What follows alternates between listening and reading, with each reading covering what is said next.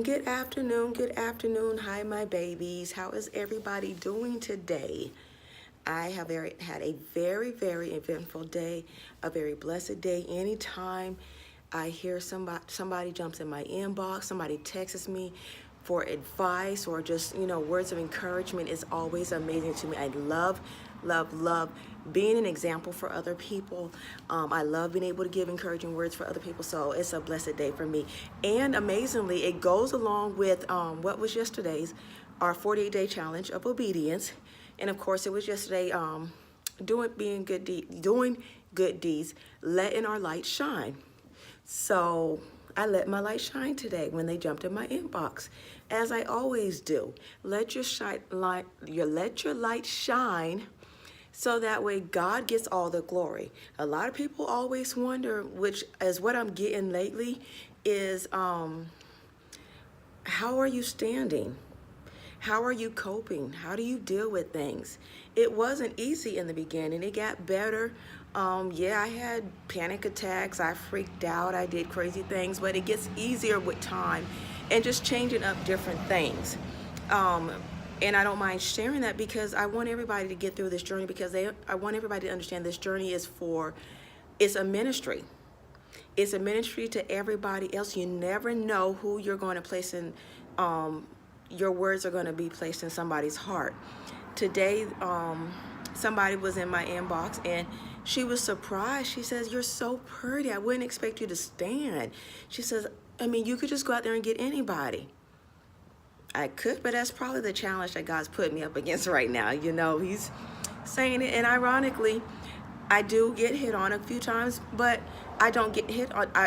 Before I got hit on a lot. Now it's not as much, because I do ask God to just keep them away from me, because you have me standing for my husband, so that's what I'm going to do. But anyways, that was yesterday's challenge. It was basically letting our light shine, doing good deeds. You never get tired of doing good deeds. You never can do enough good deeds. That's what God wants us to do over and over and over again. So we have to make sure that we're doing these things. We're taking care of our fellow brothers and sisters. Excuse me. Um, and then today's, obviously, is just following God's law. Love, love, love, love, love, love. We are to love God, and we are to love our fellow sisters and brothers. Love, love, love. I can't say it enough. It goes back to doing good deeds. If you love God, you do good deeds. You love God, you honor his ways. You love God, you learn to talk to him more. If you love God, you learn to rely on him more. If you love God, you learn to have faith in him. If you love God, you just want to be obedient to him. That's loving God, being obedient, obeying his words. And then, of course, loving people. So anyways, yes, and then loving people. Listen, it's not going to be a day that goes by that somebody is going to upset us, somebody's going to hurt us, somebody's going to try us, somebody's going to use us, somebody's going to betray us. But guess what?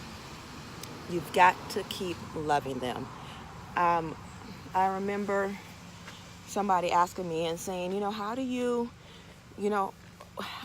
cope with this? How do you cope with that? With love. With love. You can hurt me all day long, I'm going to love you. Talk about me all day long, I'm going to love you.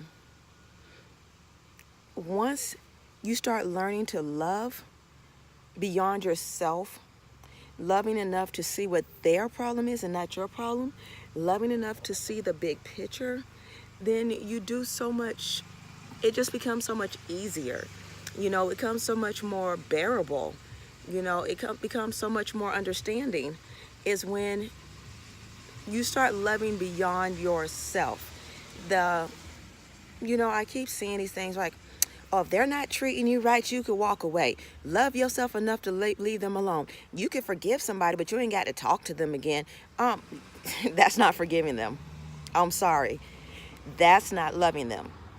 You can't sit up there and say, I love you, but I don't want to deal with you. I forgive you, but I don't want to be around you. It's not love. It's not forgiveness. So we learn that when we start practicing and doing things God's way. When we stop looking at it from the world's view, where the world tells us it's okay to turn our backs on people. It's okay to walk away from something that's hurting us.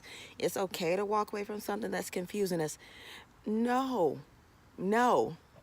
Your job is to love that person through it and love them enough to keep praying for them and pray and pray and pray until you have the wisdom that God gives you to understand what their situation is so that you guys can deal with it better. And then by you doing that, you're pulling them into Christ. You're pulling them back home. You're pulling them back on that good side. You know, you're not letting the enemy take somebody else. So yesterday it was doing good deeds and letting our light shine. Today it's just loving people. Remember, you can't do good deeds without loving people. We are the voice of God. He needs us to expel his love. He needs us to expel his word. He needs us to expel his commands, his obedience. That's what this 48-day challenge is. Some people were upset and says, well, we're supposed to do this every day anyways. I guarantee, one, you don't know all 48 challenges or 48 obediences. And two, if you're arguing with me, you definitely don't know the obedience. Because that's one of the commands. We do not argue about the word. It's written, it's there. Go read the word. That's why I tell you guys all the time, don't trust me. It's not, I didn't write it. God wrote it. It's in his word. Don't take my word for it. Go read the word. And that's why I tell anybody that wants to argue with me, go read the word. I'm not arguing with you. Sorry. So let's do that. For today's challenge is just learning how we can love God more and learning how we can love people more. Stop looking at the way the world tells you to look at it and look at it the way God tells you to look at it, and watch how things just change drastically. Forever and always, proudly standing. I love you guys. A quick video. Don't forget to subscribe on YouTube. Don't forget to follow on Facebook. If you are a stander for your marriage or a prodigal, I do have the Proudly Standing group that you do have to request to be in, because there's different criteria than the other groups that's out there. And the last thing is that we are also going to be interviewing prodigals. So if you know someone that had left their marriage and they're either still out there but willing to talk about what they're going through, or they were out there and they're now home and want to talk about it, please have them reach out to me via Facebook, via YouTube. It doesn't matter. Or if you have my number, you can give that to them as well. But we're speaking with them. We're also speaking with standers, because you got seasoned standers and then you have brand new standers that really don't understand. So if you want to have if you want to put your input and put your stamp on the world, then just reach out to me for an interview, because we're going to start doing the Proudly Standing Roundtable, which is the PS table. And that's going to be starting here quickly. If you have questions that you want to ask a stander or a prodigal, also shoot that to me in your inbox. These are questions that I'm going to be asking them on behalf of you, so you guys can understand us a little bit more as well. So you guys got the Proudly Standing. You also got the Forever Always, where we support couples. And then we just grow our ministry, and we just minister and we bring the world full circle. Love you guys. Till next time. Chat later. Mwah.